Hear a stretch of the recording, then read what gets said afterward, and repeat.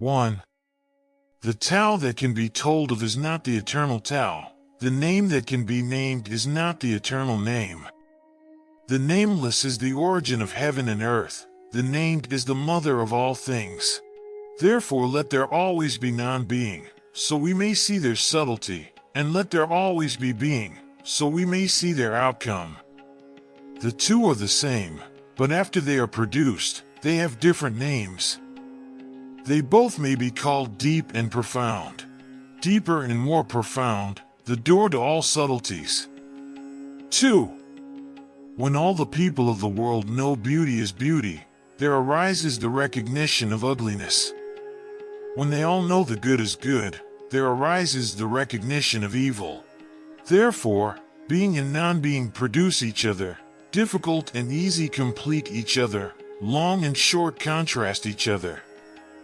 High and low distinguish each other, sound and voice harmonize each other, front and behind accompany each other.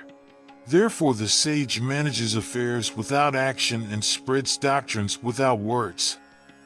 All things arise, and he does not turn away from them. He produces them, but does not take possession of them. He acts, but does not rely on his own ability. He accomplishes his task, but does not claim credit for it. It is precisely because he does not claim credit that his accomplishment remains with him. 3. Do not exalt the worthy, so that the people shall not compete. Do not value rare treasures, so that the people shall not steal. Do not display objects of desire, so that the people's hearts shall not be disturbed. Therefore in the government of the sage, he keeps their hearts vacuous, fills their bellies, weakens their ambitions, and strengthens their bones.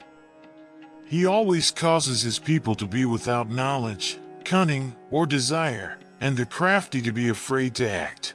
By acting without action, all things will be in order. 4. Tao is empty, like a bowl. It may be used, but its capacity is never exhausted.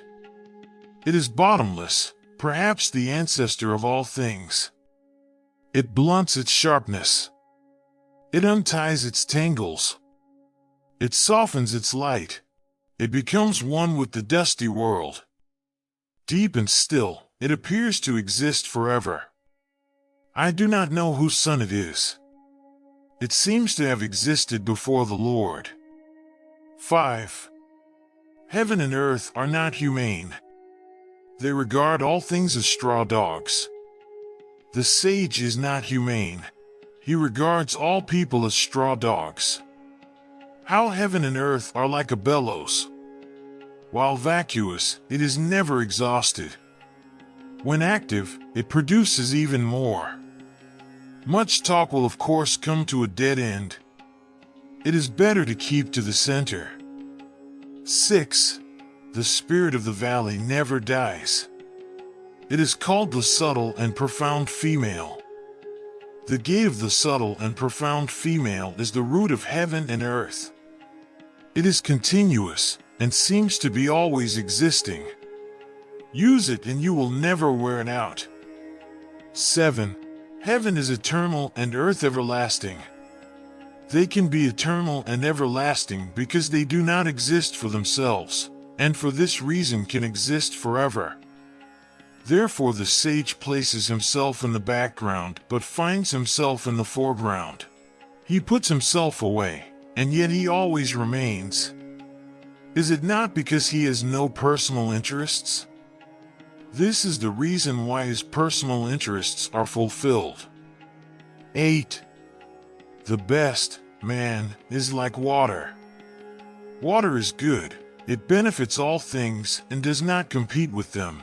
It dwells in lowly places that all disdain. This is why it is so near to Tao. The best man, in his dwelling, loves the earth. In his heart, he loves what is profound. In his associations, he loves humanity. In his words, he loves faithfulness. In government, he loves order. In handling affairs, he loves competence. In his activities, he loves timeliness. It is because he does not compete that he is without reproach. 9. To hold and fill a cup to overflowing is not as good as to stop in time. Sharpen a sword edge to its very sharpest, and the edge will not last long. When gold and jade fill your hall, you will not be able to keep them. To be proud with honor and wealth is to cause one's own downfall. Withdraw as soon as your work is done. Such is heaven's way. 10. Can you keep the spirit and embrace the one without departing from them? Can you concentrate your vital force and achieve the highest degree of weakness like an infant? Can you clean and purify your profound insight so it will be spotless? Can you love the people and govern the state without knowledge, cunning? Can you play the role of the female in the opening and closing of the gates of heaven? Can you understand all and penetrate all without taking any action? To produce things and to rear them, to produce, but not to take possession of them, to act, but not to rely on one's own ability, to lead them, but not to master them. This is called profound and secret virtue. 11. 30 spokes are united around the hub to make a wheel, but it is on its non-being that the utility of the carriage depends. Clay is molded to form a utensil, but it is on its non-being that the utility of the utensil depends. Doors and windows are cut out to make a room, but it is on its non-being that the utility of the room depends. Therefore, turn being into advantage, and turn non-being into utility. 12. The 5 colors cause one's eyes to be blind. The 5 tones cause one's ears to be deaf. The 5 flavors cause one's palate to be spoiled. Racing and hunting cause one's mind to be mad. Goods that are hard to get injure one's activities. For this reason the sage is concerned with the belly and not the eyes, therefore he rejects the one but accepts the other. 13. Be apprehensive when receiving favor or disgrace.